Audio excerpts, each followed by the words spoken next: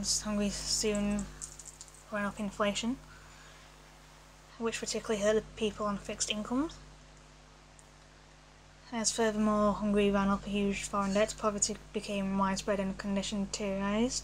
Kadar fell from power in 1988, and in the late 1980s, a wave of discontent and demands from the reform grew in Hungary, and this time there were many reforms within the Communist Party as well as outside of it. And in 1989, Nagy was buried and rehabilitated, and Hungary dismantled its border with Austria, and East Germans flocked to Hungary to make their way to West Germany. And in October 1989, the Hungarian Communist Party renamed itself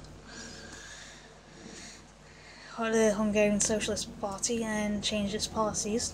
And they also allowed other political parties to form, and furthermore, a communist parliamentary organisation called the Workers' Guild was disbanded, and when on the 23rd of October the constitution was amended to allow an orderly transition to democracy and capitalism. And remarkably they managed to do the transition to freedom a bit more peacefully. And in 1990 the first elections were held and Joseph Antal became Prime Minister. But he died in 1993, and the socialist former communists returned to power in 1994.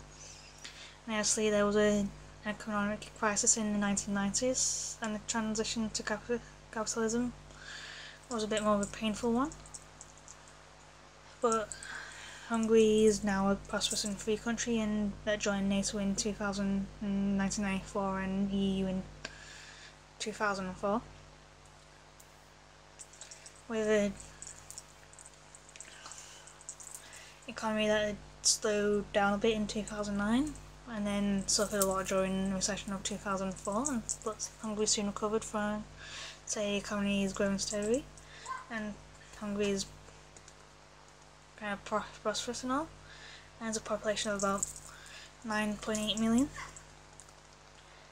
Okay, talk about the language like a very tiny little bit, Hungarian language. Hungarian Magna is a member of a Finno-Ugric group of the Uralic language family, spoken primarily in Hungary, but also in Slovakia, Romania and Yugoslavia, as well as in scattered groups elsewhere.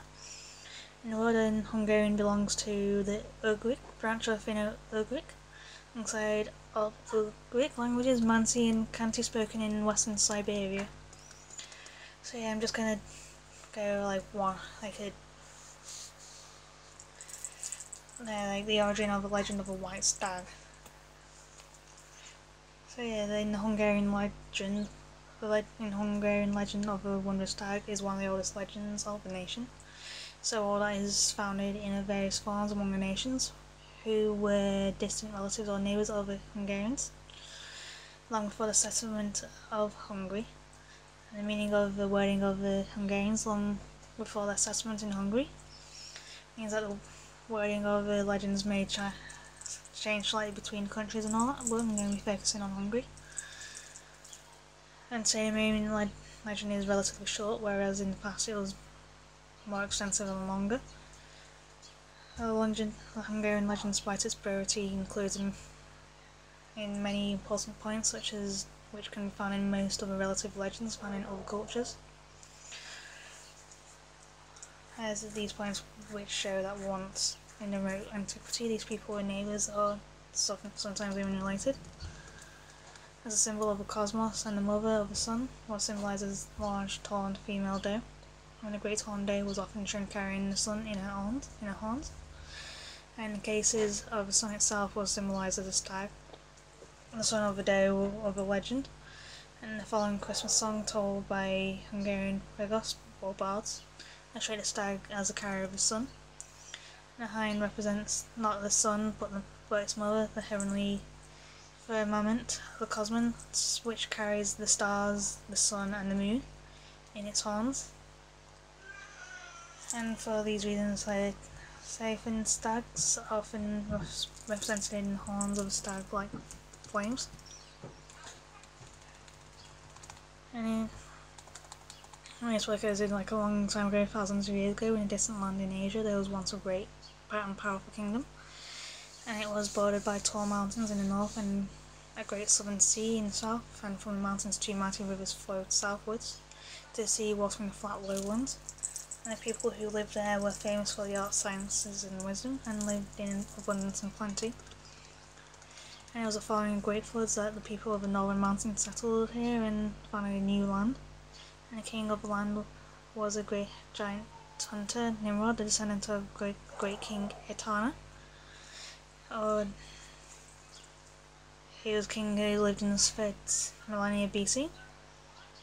And according to the legend of Gilgamesh, he established the city of Kish in the first Mesopotamian empire following the flood as Nimrod, founded great buildings and cities, and founded the great pyramid of Babylon in 201 years after the flood as a haven against future flooding, as a temple of the god. As Nimrod was a mighty warrior king who expanded his empire to include much of the northern and eastern territories, and he and his people moved there in the land of Ivarloth following the confusion of languages. And the land was later called East Persia and lay next to northern India. And he married a wife called Eneth and bore him twin sons who are Magna, and later had other wives to bore him sons and daughters of Persia, Parthians and Persians, as Persians were the inheritors of the land of Iran. Nimrod, his first two born sons were his pride and joy and spent much time with their father. Growing up in fast and light and accompanied on many hunts, as Nimrod was a famous and great hunter who loved the sport. And during one hunting expedition, he took his sons, and during the hunt he spotted some game and separated from his sons to pursue it. And the sons continued their own search and came across a wondrous beast, like one great horned doe which shone in multicoloured lights, and its antlers were glittering from light and enchanted. So they kind of chased it and led them across glades and meadows across towards the west. And at dawn they but vanished during the evening and came back during the night. And during the next day after they camped, and led them to like a peaceful, bountiful country, like a swampy land called Meatis, and surrounded by the sea on all sides except one where the shallow swampy land connects to the mainland, making it difficult to enter. The two men were filled with sadness because of the loss of the hind, and they returned to father and asked him to build a temple at the site where they could retreat and contemplate and prepare themselves. And lived in the temple for like 5 years. On the 6th year they were longing to come out and return to the world, and a teacher came to them and taught them the ways of being great kings. And they and the men left the temple and scouted like nearby territories, and they camped one evening, and in the morning they woke to the sound of music and followed the source. And yeah, come in. And they kind of found young maidens who were celebrating. Okay. Okay. Pause it. No. And there were two princesses among the maidens and all that. And they kind of kidnapped the women and married them according to their customs, and settled on a great island in the lake, which was well protected, and the descendants multiplied into like populated nearby clans, founding the 108 clans of the Siphon Nation. So yeah, that's essentially the video today. Sorry if it may be in 2 parts, but sorry, as my tablet's kind of screwed up a little bit again. Like with France a couple of weeks back, so yeah. Gonna say au revoir for now, and I'll see you all soon.